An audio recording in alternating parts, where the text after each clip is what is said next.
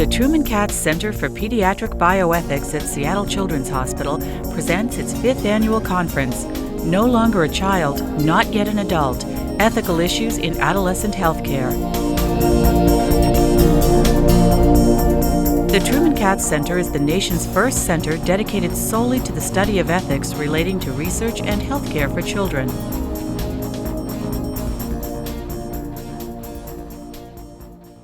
I was really excited when I got asked to talk about this particular topic for a couple of reasons. One, because I'm one of those few people that have chosen to daily deal with this dilemma, and I find it fun and challenging.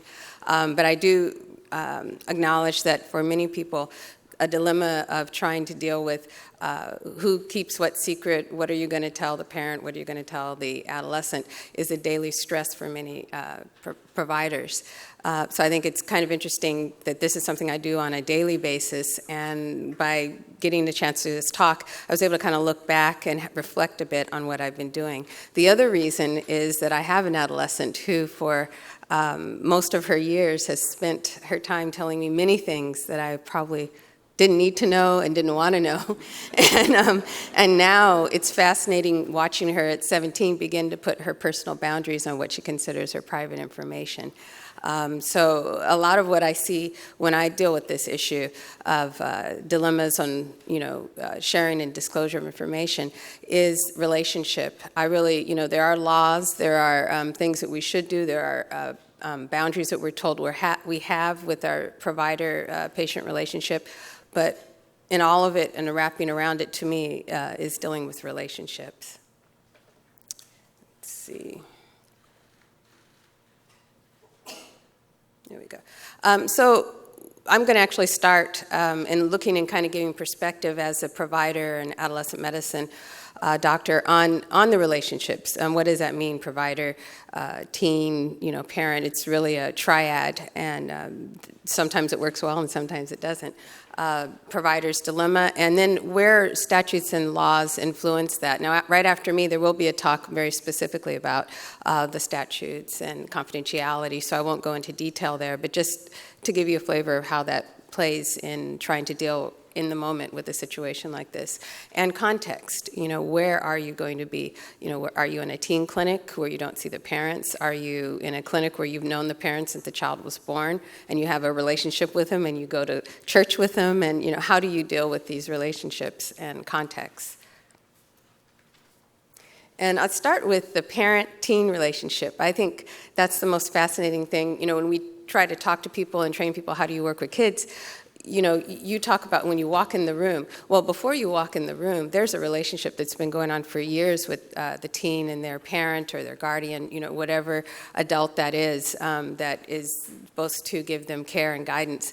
There's a relationship. It's dynamic. It's going back and forth. And when you walk into that, you're walking into something that's already established, and your challenge is trying to figure out how that relationship works. Sometimes because as you put your hand on the door to walk in the room, you hear screaming, in the room, and okay, there's an issue with communication before you walk in.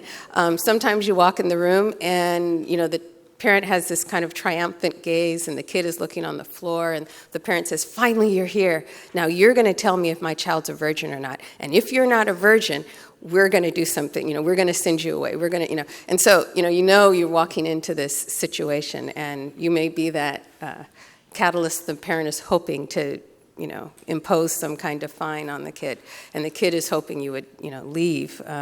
So, it's an interesting dynamic to try to deal with that relationship. And, when you look at some of the research, a lot of the research is really unidirectional. It's looking at how can the parent influence the child, the teen. There's very little. When I was doing this talk, I looked back to see how is it that the teen influences the parent in these decisions, and people are just beginning to try to look at that. But so you walk into this situation of parent and teen. So then you bring in the provider, whomever that is. That person has their own pre-existing understanding of how they're supposed to connect to the parent and the teen. Some believe that they really should be just connecting with the parent. Some believe they should just be connecting with the teen. So, and some, will look at it as a relationship, but you bring into it your preconceived feelings and how that relationship is going to work. And it can be an interesting dynamic if you haven't really sat and thought about how you want to deal with that. But one of the things, and there was an article that I read that I didn't have time to give in your reading on agency of adolescents managing their own information that I thought was excellent. And what it talks about is that all the time we spend trying to figure out how can parents find out this information, how can parents monitor. If they monitor, then their kids will act right. A lot of it misses the whole point of the kid is actually deciding whether or not they are willing to disclose or not, depending on their own reasons. And, when you look at research, adolescents are really considered, non-disclosure is a negative thing when you look at how people look at kids, rather than something that's important and helping with autonomy. And, and also when you look at parental monitoring research, parent knowledge, really what you're talking about, the parent wants to know something, and somehow that knowing something is supposed to translate into monitoring, which is then supposed to translate into changing behavior of another individual. Knowledge does very little to change the behavior of an individual within themselves, so getting the knowledge, a parent getting that knowledge, and then thinking that that knowledge is going to change another person's behavior is a lot of steps away, but we assume that is going to happen. And what we see, so there has been some research on this, looking at disclosure and parental monitoring. It's kind of interesting. If a parent gets disclosure, they think that their parental monitoring is what's working, so they increase their parental monitoring. It seems very, consistent that they're getting this good disclosure because they're doing good parental monitoring. But if a parent is not getting good disclosure, looking at the study looked at some kids that were having some trouble with risk. And, the more risks and the more the child didn't disclose, the more the parent actually decreased their monitoring. So there is definitely a dynamic of the patient or the teen's willingness to disclose and what happens with the parent and how they are, going to monitor or not. And, absent sometimes is the issue that, and I watch it, it was just so fascinating to be an adolescent doctor and have a teen girl going through all these things so visibly. But, it's extremely important to have boundary development. I mean, if you don't have that, you're going to get out in the world and you won't really be able to function without having some development of boundary. And, to see a kid want to withhold information from their parents is not necessarily a bad thing. It may be very appropriate to the situation. There was a study, there's a few studies, and I looked to try to find adolescents. There's some with children, there's some with older people, but there are a few studies, and Darling and Associates in 2006 looked at Chilean students, and they had 703 of them in school study between the ages of 11 to 19, and they asked, do you have something that you don't disclose to your parents? And 97.5% of course said yes. I'm not sure what the other 3% were doing. Maybe they didn't understand the question, but it's pretty hard to tell someone everything that happens in your life. But 97.5% said, yeah, I don't tell my parents everything. And so then they said, well, when you do, why do you? And over half of them said, well, I feel like I have to. Some said, I tell them so that I can get them to do something. Again, they're figuring that they're going to be able to impact on their parents' behavior. Or 15% just figured they get caught, so they might as well tell beforehand. But then then they asked them, well, why don't you tell some of your information? And it was kind of all over the place. 39% were worried they would get in trouble, which for a lot of kids in the reality of life, that could be very severe trouble. 37% for emotional reasons. I put in that category kids who are, they don't want to hurt their parents' feelings, they don't want to disappoint them, they don't want to deal with the issue themselves, they're not ready to. And 24% said it was their private business. And I love that. Sometimes when you're in the clinic, the kids will say, well, Mom, this is my own business, I don't need to tell you what I'm doing. And the parent, and you see their face, sometimes they go one way or the other, like, what do you mean, you're my child? You have no private business. And, and then the other ones, the light comes on and they realize, wow, I don't know everything that's happening in his life, and maybe I shouldn't. But that it's interesting what happens with that. And as a provider, you are right in the middle of it. And sometimes you're listening to a parent say, well, I'm going to take the door off your bedroom. And I actually have a patient right now that's happening too. I've seen it over the years. A parent trying so hard to know everything. I've had a parent that was sneaking under the school window. She knew where her classroom is and was peeking, because she wanted to know everything. And the child was just so shut down because she was not going to tell her anything. But her mother was trying really hard to get that information. And when you walk into the room, sometimes you're dealing with that kind of intensity. And at the same time, Carol Ford did the study. There's some others with Ad Health that have looked at the same things. Teens are oversensitive information like sex, drugs, relationships, sexual identity. They may not want to tell the doctor that information if they think that the parent's going to find out. And maybe there's something really important that needs to be done that the doctor can help with their health if they knew. And so we have laws, we have things that try to protect kids so that we can make them feel comfortable in disclosing some of this information so that we can help them. But frequently you're sitting in a situation where the parents demand to know something, the teen says, it's my private business, and the provider is sitting there saying, well, I'm supposed to be helping, so how do I do this? How do I provide care? And I think, so what it comes down to, the new little ingredient in the mixture of the Triad is the provider and how they contribute to this. They can help to diffuse sometimes and help communicate. Sometimes it can make it much worse or be the last straw. And I think there are some articles beginning to pop up about culture playing a role, and I think it's both directions, the culture of the families and how they perceive how their family is working and how they share information together, and the culture of the provider. Because if you have a family, and you see this, if you have a family that believes, and the adolescent as well, that this information is family information, and we work with this as a family, and you have a provider who's been taught and it has embodied the idea that a teen is supposed to be autonomous, and so they're trying to push, okay, well, I need to, talk to you privately, and this is information, and the teen might even be saying, this is something we are going to work out together. We need to work out together. You might create additional conflict. Trust, when you're sitting in that situation, you have to get the trust of the parent and you have to get the trust of the teen. You can work with a kid, and I've done it before, where the parent doesn't have any trust and they walk out and they say, I will never come back here again. And the teen says, well, I'm going to continue to come because I know my rights and I can come anyway. You can work with a kid like that and you can help them and you can give them some care, but it's suboptimal. You need the parent there if you can, at all create that environment where they all feel comfortable and feel like both of their agendas are being cared for. And, legal considerations have a role, but one of the worst things you can do when you're in a struggle and the parent said, I want to know if you had sex. I need to know if you're doing drugs.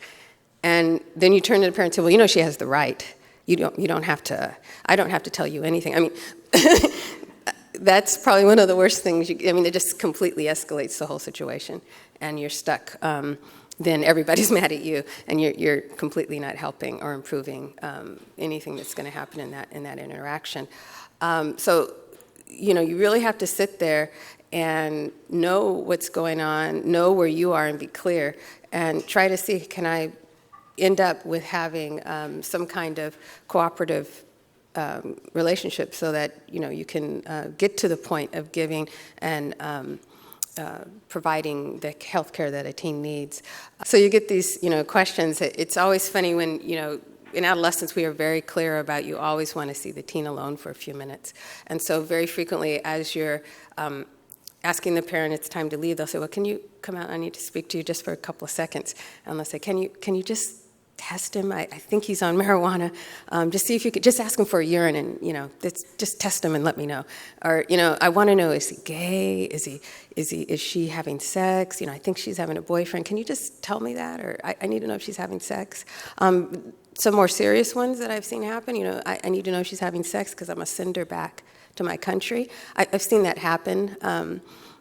kind of disastrous results. A girl that's American girl, parents find out a suspicion of a boyfriend and send them right back to a country that they've never lived in to go to boarding school. I've seen parents truly exit their kids and get rid of parental rights because they find out their child is gay. These are very serious issues, and you get brought into them, and sometimes, you really have to be very quick about understanding where is the goal, where are you trying to go with this, and can you help at all? And then the other one, doctor, we don't want you to tell her she has terminal cancer. I hear more, well, you don't want to tell her she has HIV, and then that really hits on you as a doctor. How do you, this is a teenager, she's having sex, how is it that I can't tell her that she has HIV? How is it that she's gotten to this age and no one's ever told her? There's a lot of issues, and it can be light, and you can laugh about it, and other times you're very sad about what's happening and your ability to change the situation. But for an adolescent medicine doctor, I always have a lot more time to deal with patients. For a regular pediatrician who's going room to room to room, and all of a sudden you hear the fighting, and you hear, I need to know, and the kid said, I'm not going to tell you. It's very stressful, and the first thing you have to do is just slow down and figure out how much can you really do in 5 minutes, and try to work on the communication with that. It's negotiation skills, negotiating with the parent, negotiating with the teen. A lot of times, the most extreme cases are those, I've got to know, tell me if her hymen's there, or we're going to do this to her. Those are extreme. Usually what happens is the parent pulls you aside as you're walking in, and she's like, she's having sex. Can you talk to her about sex? And then you walk in, and the girl says, can I tell you something? If you don't tell my parents, I'm having sex. And so usually there's this, they know, they're in a family, they're in a relationship, they know, and it's a communication issue. So usually it's more negotiating, okay, how do we work with you so that both of you can work together on this, since you both kind of know what's going on. That's more common than it is that you have to struggle with a lot of resistance to a teen growing up. And maintaining trust is extremely important. Definitely when you're in settings where you don't see the parents that often, they're still there. They're still connected. When I worked in the teen high school clinic, you would never see the parents. You couldn't get a hold of the parents. But, maybe I'd see a kid, and they had the right to have a treatment for depression. They had the right to get treatment for that on their own, and they wanted it. And you say, okay, well, here's some medication. Okay, we're going to get you the counselor. We'll come on Thursdays, and I'll see you. And they come back and say, I'm not going to take the medicine. So my mom said that people who take Prozac are crazy, and I'm not going to do it because my mom's against it. They're still there. And so you have to really begin to work and try your best to negotiate that relationship sometimes when the parents are absent, because they're still working with their kids. And when I say parents, I don't, sometimes it's the grandma, sometimes it's the older sister. It's not, it's not always the parent, but it's the parent figure that I'm really talking about. And then this used to happen to me at least probably once every few weeks. And so I just want to illustrate, what happens sometimes. You're in the middle of a busy clinic day, and Sam B's mother calls and leaves a message that she's on the way in her car to get Sam drug tested. She's just found a baggie of marijuana and a lighter in his backpack. It's fascinating that, you see kids, and I think they want them to know sometimes, just leave the backpack open, and, the stuff falls out, and the parent, just reacts, and they'll come in. And it's an interesting thing, because you can get very stressed about this. You have a bunch of patients to see this. Mom's coming in, the kid, will probably be resistant to whatever's going on. And really, though, if you step back, you already know a lot of what you need to know, and the parent knows a lot of what they need to know. And so the key is trying to get them to move to, what is it that you really want out of the test? Because, of course, a test isn't useful. There are many recommendations not to do drug testing in this setting. So, sometimes I've been able to catch them while they were driving and talk to them on the phone on the way to diffuse some of the situation before they came. Asking her why she thinks he's not using.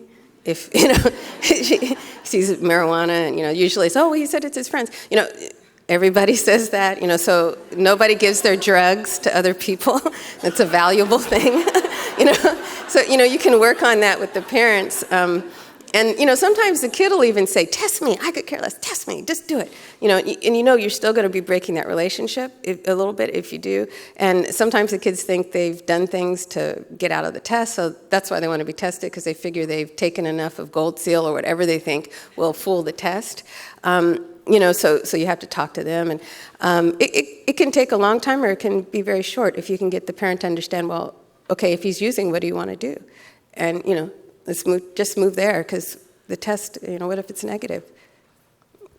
Doesn't mean he's not using. You saw the marijuana, So trying to change the whole dynamic and get to the point, I think, is really where you want to go. But it does take time. It takes some time, and it pulls you away. But if you take a little bit of that time, you'll save a ton of time later on with calls, and you'll possibly be able to even get better trust with the patient. The adolescent. I don't think there's any clear answers. That's why it was kind of fun to delve into this a little bit and think about how do you talk about something that, you can't say, okay, do this, this, and this, and this, and then you will never have this problem. You will always have this problem if you work with teenagers. It's just the way it is, because it's a time of change and a time the parents need to change and adapt, and some people are better or worse at doing that. And I do want to say, personal beliefs of the doctor, we're just beginning to look at doctor bias. I remember going to medical school and said, we don't discriminate, we are doctors, we just do everything right, we do not do that. And I thought, how is that possible? How is that possible? Because everybody has bias of something, or good or bad. And we're just starting to look at that bias and how we affect other people. And definitely with teens, that hits right hard on people's bias about teens being able to have birth control, teens being able to use drugs and not tell the parents. And that hits up on people's feelings and deep personal beliefs. And as a provider, that's important to know where you are with that before you really work with a kid, because they know anyway. They can tell most of the time.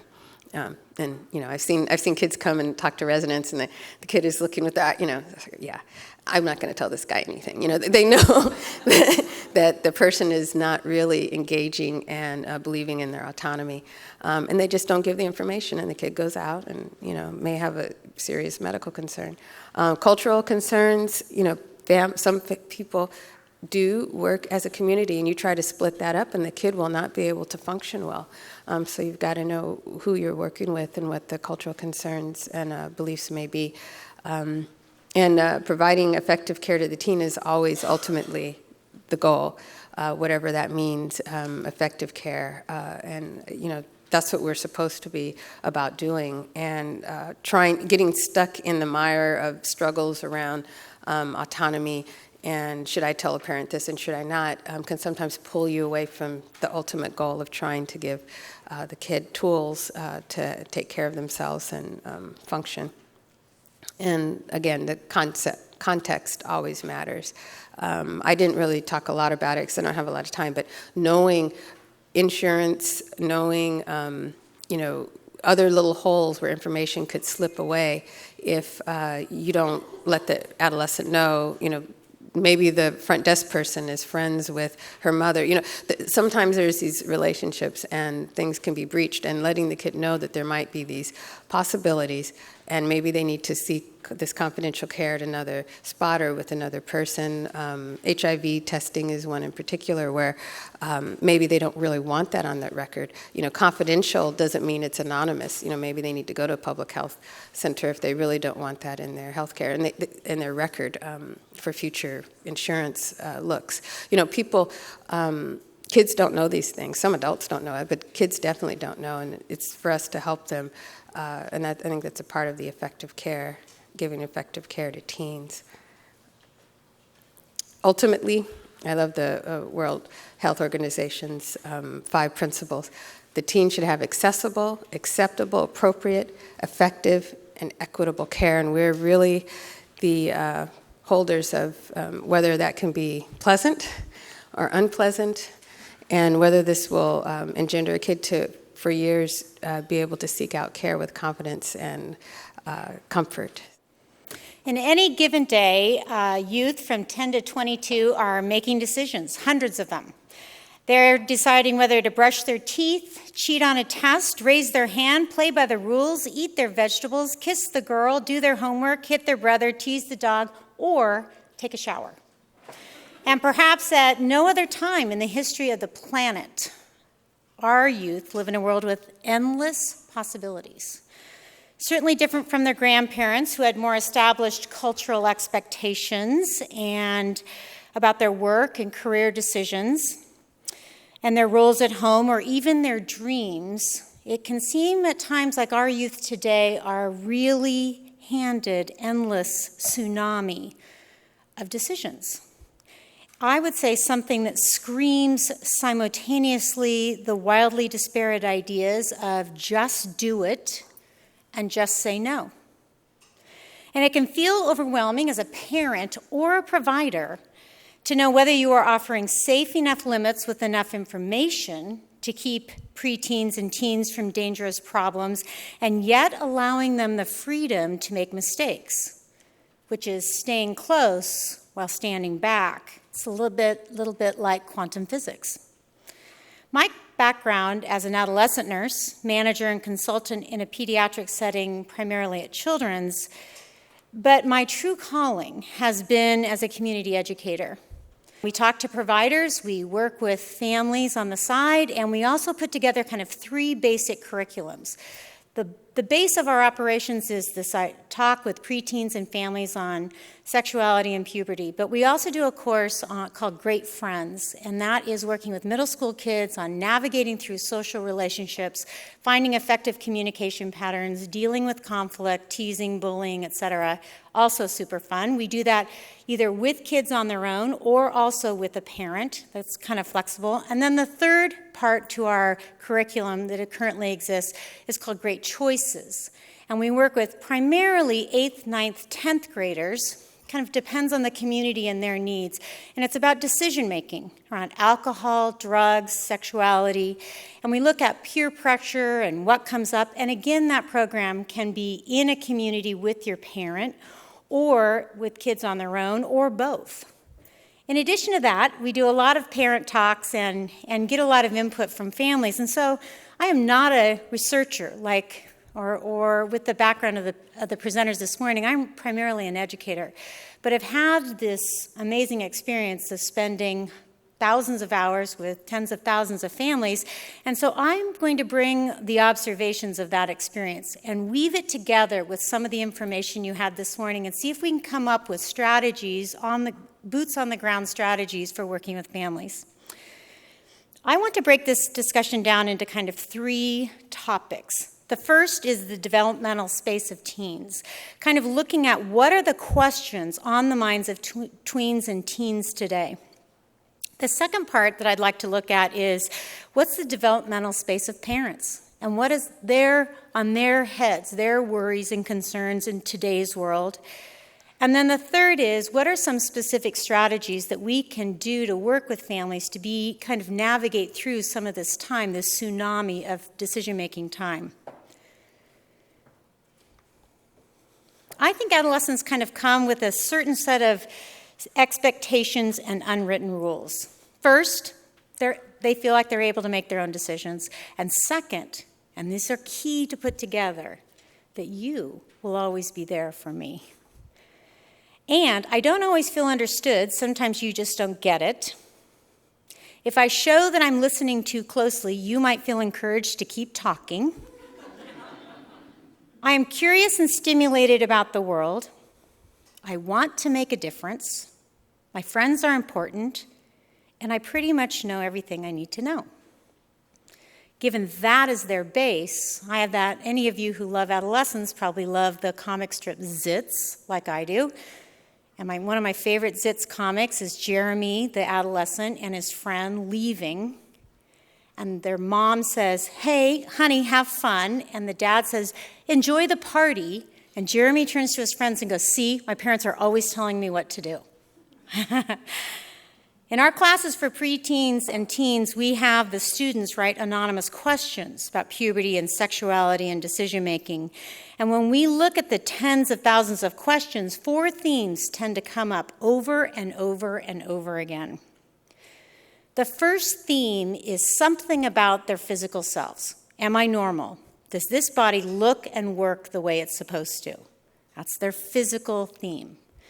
The second is, all their emotional selves. What am I feeling, and why do I feel the way I do? The third is, how do I fit in? Am I important and included? And that's their social sense of themselves. And fourth is, am I ready? Kind of trust me. And that's their cognitive thinking about themselves in relationship to their ability to have the information needed to make a decision. When we look at all these anonymous questions put together, we have some fantastic pieces of information around what are on the minds and what are the questions on the minds of kids today. I have some examples that I've brought in from some of the physical questions of kids. Let's see if I can. Here are some of the questions we've been asked in our years of experience. If my mom is 5'4" and my dad is 5'8", and I am very small for my age, and I am in the 6th grade, what is the latest possible known growth spurt? I've heard from my friends that if you eat a lot of corn, you grow breasts faster. Is this true? When do you stop having BO? When your voice gets deeper, do you burp deeper too? I've gotten fat this year. Will that go away? How much hair do you get in your armpits if you don't shave? In inches, please. And is it okay if you cut that with scissors, or is it better if you shave? Did you say your period lasts 4 to 7 days or 47 days?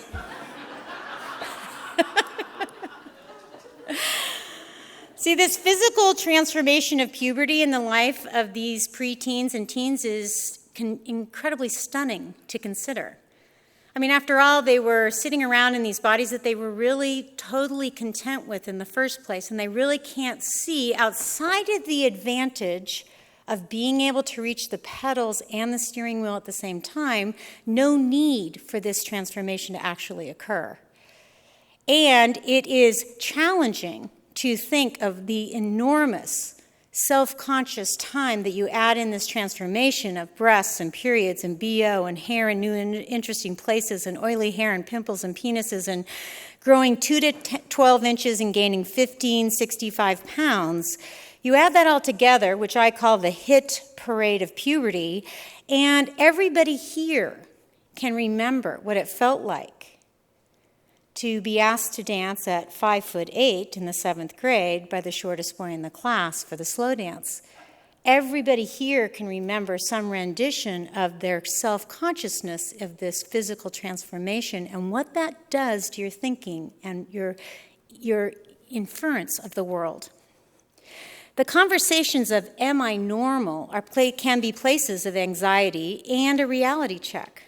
And they're endless, repeated conversations of affirmation and acknowledgement for our part as providers and as parents. These questions of am I normal do not just get checked off on a BlackBerry, because they're tomorrow and the next day, our kids are different. And they see themselves growing and changing in relationship to the people next to them in their classroom, on a movie screen, in television, in the magazines as they go through the grocery store. So it is not something that ever totally gets answered. Is this going to work okay? Am I normal?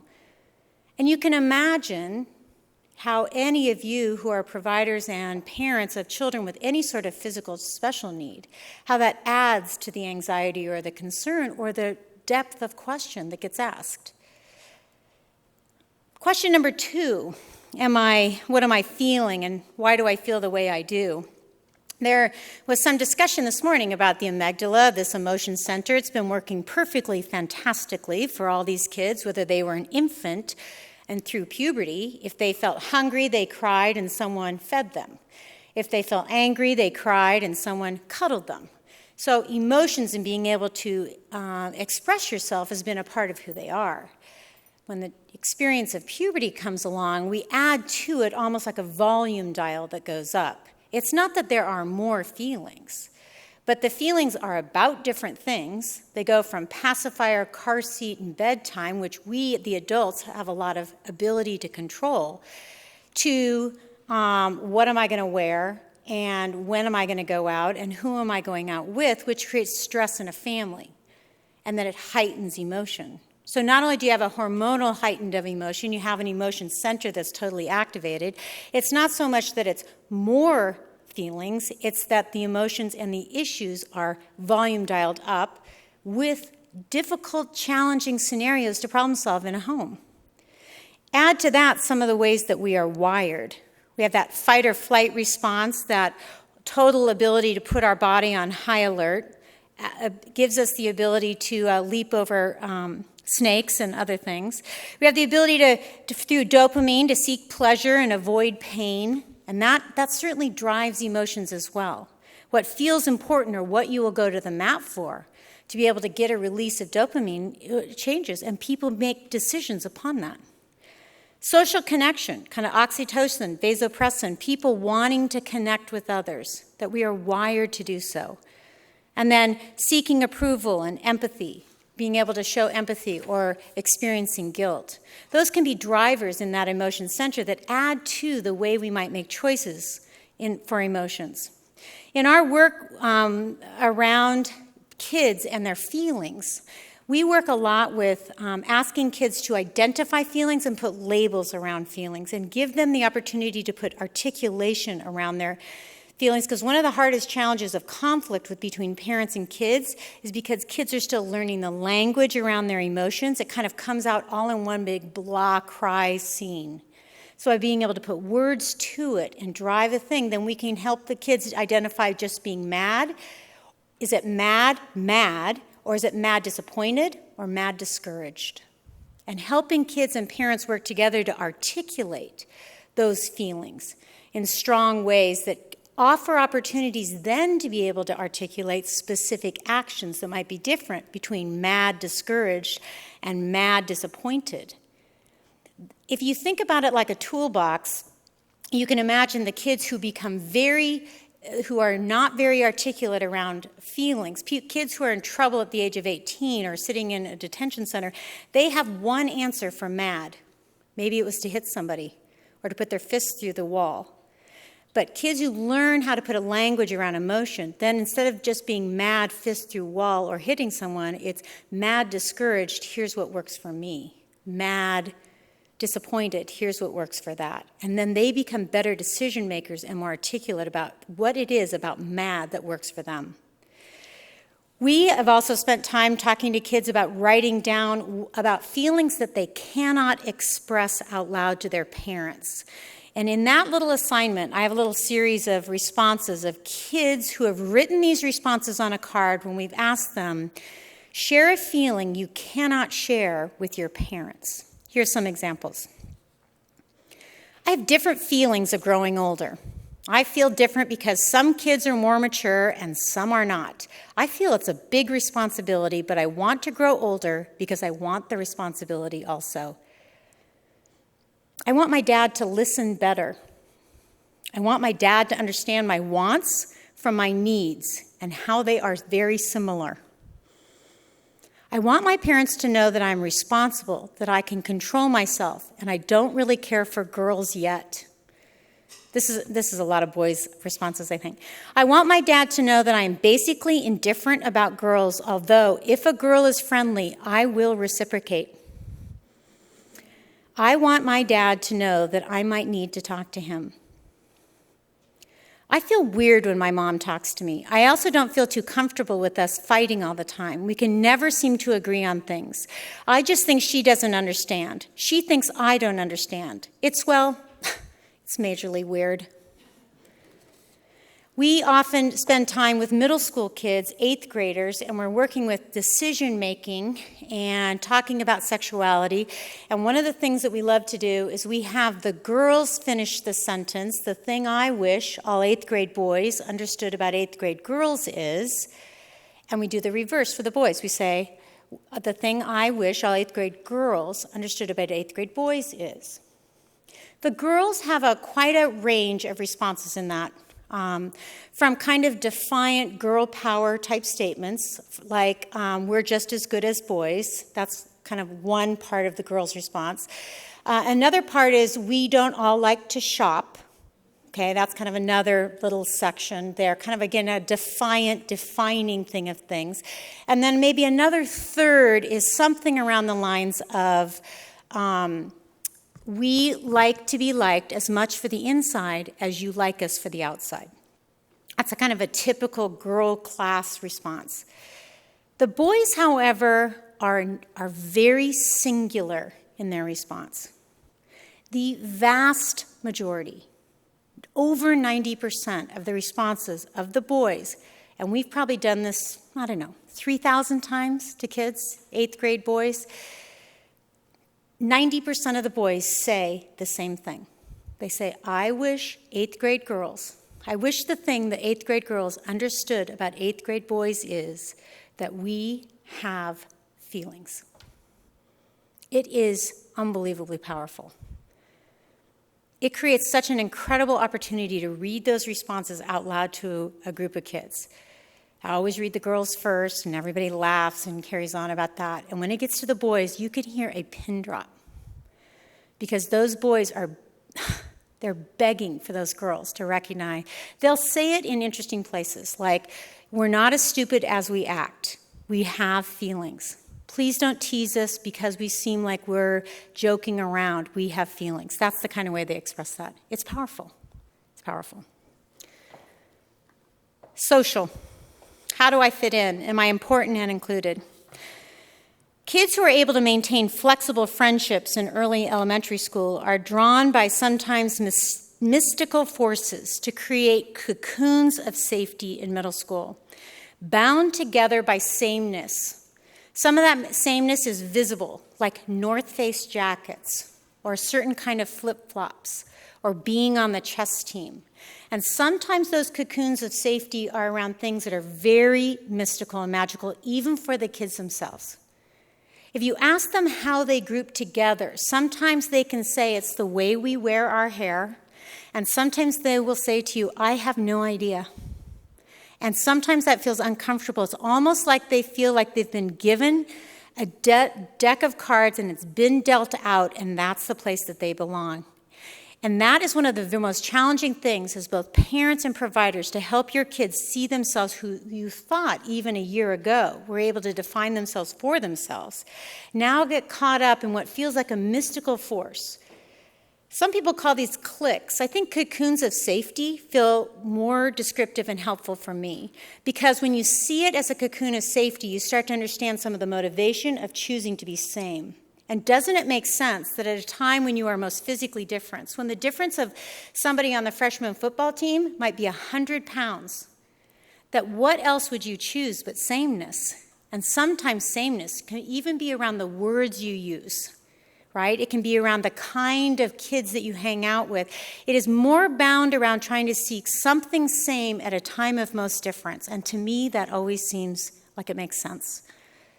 And it's true developmentally that kids, as they become more same, as they get to the end of high school and into college, they tend to loosen up the grips, and they find, again, they go back to the idea of what is unique becomes more interesting for them.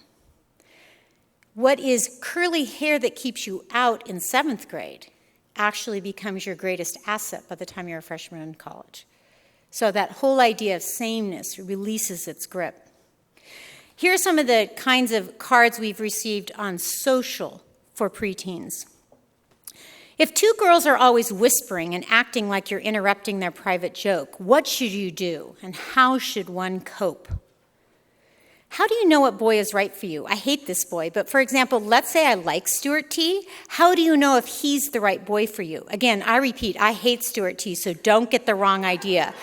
I was just thinking of a name for a boy. These are written, okay? That is a written card. That is not me repeating what I heard. Okay, I have a best friend that is a boy, but I want a best friend that is a girl. But I can't seem to find a friend who likes me at all. There's a difference here in gender for socialization, and there's been such nice work done by so many people. it is always holding these statistics loosely around gender because there's always unique people who are different. But some of my favorite work has been done by Deborah Tannen, who's a linguist at Georgetown University, and she's really looked at gender differences in the workplace, but she's also looked at gender differences in socialization for teens and preteens. And one of my favorite stories that she tells is she takes a group of 6th graders and she puts the girls in one room and the boys in another room, and she lets them sit there for an hour. The girls, let's start with the girls. The girls sit in a circle, they look at each other, and they talk about one singular topic for the entire hour, which is about their friend, another girl who's not in that room. The boys, for the same hour, talked on 55 different topics. They did not sit in a circle. They did not look at each other on any sort of continuous basis. They slouched, they looked around, they looked up and over, and they just kind of randomly had this thing. Socialization and language around gender differences is fascinating. When you have girls who depend upon eye contact and a nodding head approval, and then you have a boys whose understanding of what is listening does not involve some of those same cues, then you have a socialization gap, which drives boys to beg for the girls have no idea boys actually have feelings because the boys don't communicate by doing the same communication cues back to them that they're expecting. Let's look at the assumptions of parents. Assumptions, that kind of unwritten rules about parenting is safety is number one priority. They like to know that their kids are making healthy choices and smart decisions. And sometimes that can be really challenging because when our kids are little, we're the question answerers, right? We're the question answerers, and the kids are the question askers. When our kids are little, our kids are saying, why is the sky so blue, and why is that man so fat? And we're really, really good at answering all those questions. And then this developmental shift of adolescence happens, and we become the question askers. We're saying, where are you going? And are you sure you really want to wear that? And is your homework done? And then we're kind of waiting for these kids to be the answers. And that makes safety challenging because we no longer have the control that we had before. Another unwritten kind of natural thing about parents is that assessing and the risk, safety, and building trust through eye contact and nonverbal cues and answers longer than one sentence feel important to an adult. So when kids say, nope, yep, trust me, it's not good enough for the practiced question answer. We're just looking for a little bit more from people on that. And that we feel like experts. We feel like we have life experience, we have experiences behind us, and it feels diminishing if we're not acknowledged for that expertise. And almost all parents really want kids to succeed in negotiating difficult decisions. However, sometimes parents need help in knowing how to communicate that they actually hope for that. Because what parents actually show, or what they think they're showing by wanting them to learn those difficult decisions, you have a whole set of parents in this culture, in this affluent culture that we live in, for the most part, is to protect their kids from actually making a difficult decision and achieving any sort of consequence from that. When you look at parent perception of risk-taking behavior, it can be kind of scary. This comes from the Social Development Research Group out of the University of Washington in 2000, and it looked at drinking. And it asked a set of students and a set of the same students' parents about the incidence of drinking in their lives. And so in the example of 8th grade, the question was, how many of you have had a beer in the last 30 days or something like that? And the students, in that particular study, the students said just over 40% of them had had a beer in the last 30 days. But when they asked the parents, when was the last time, how many of you think your child has had a beer in the last 30 days? Only 1% of them said yes.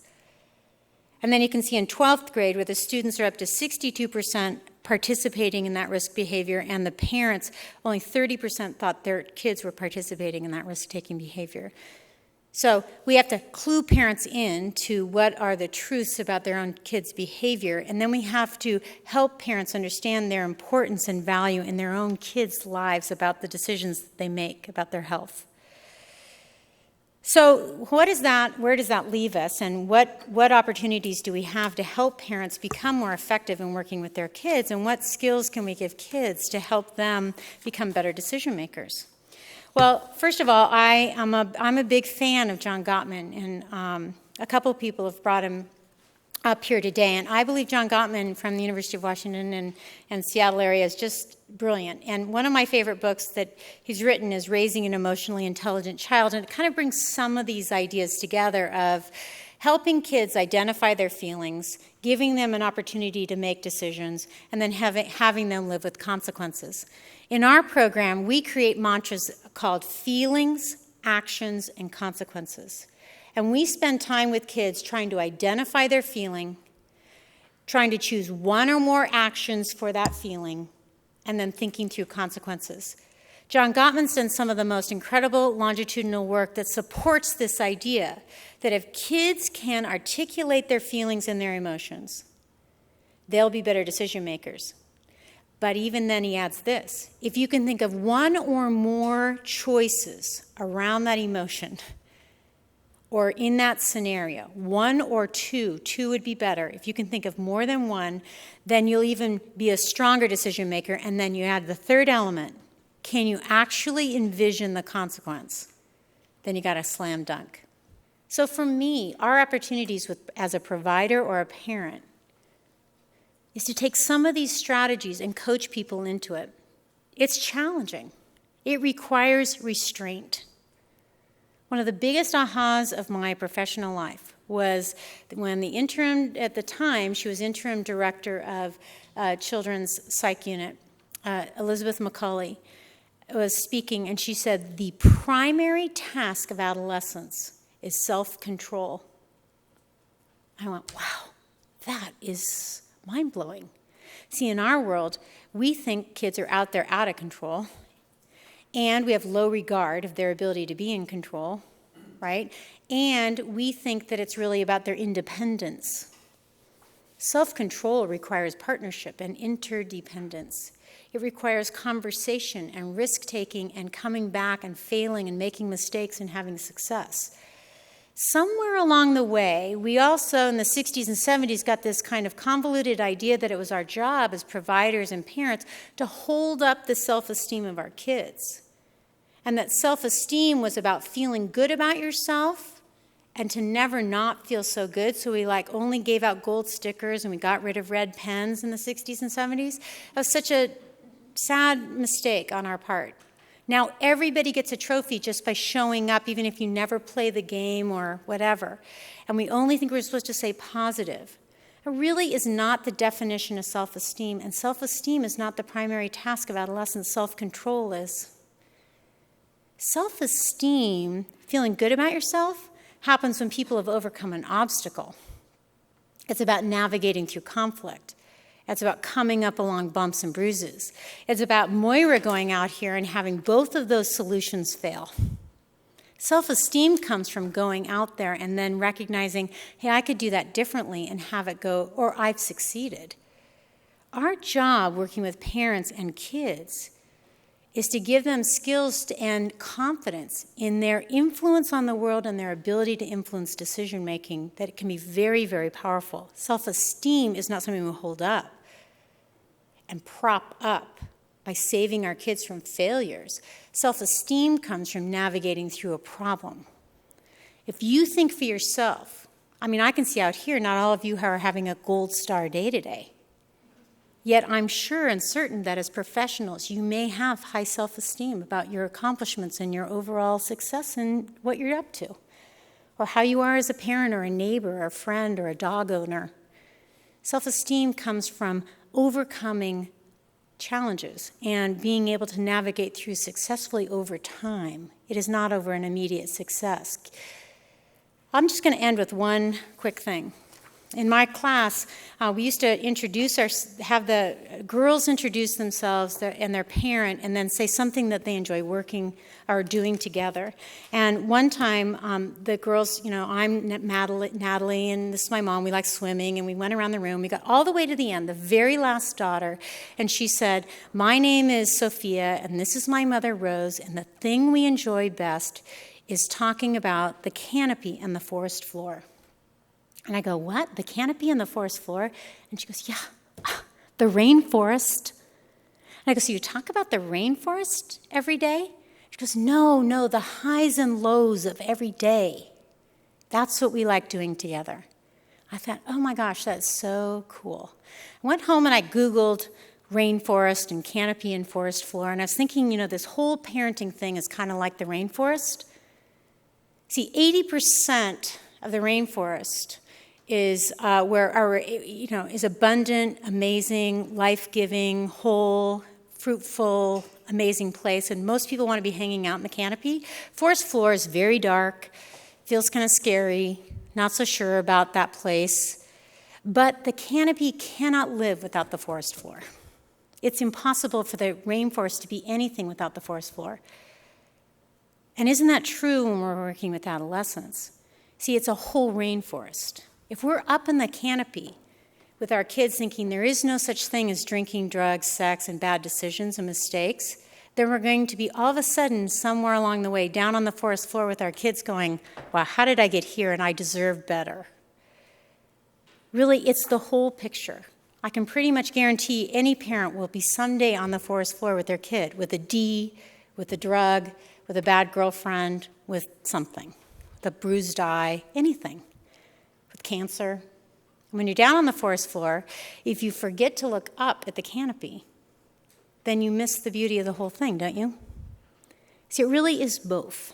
We can't protect ourselves from the forest floor by hanging up La La Land in the canopy. We have to look at the whole thing. Working with parents and building their strength and confidence around the skill building, around how to work with kids around that, is what it's all about. So good luck with that. Hope it goes well for you. You've been watching speakers from the 2009 Pediatric Bioethics Conference, No Longer a Child, Not Yet an Adult, Ethical Issues in Adolescent Healthcare, presented by the Treuman Katz Center for Pediatric Bioethics at Seattle Children's Hospital.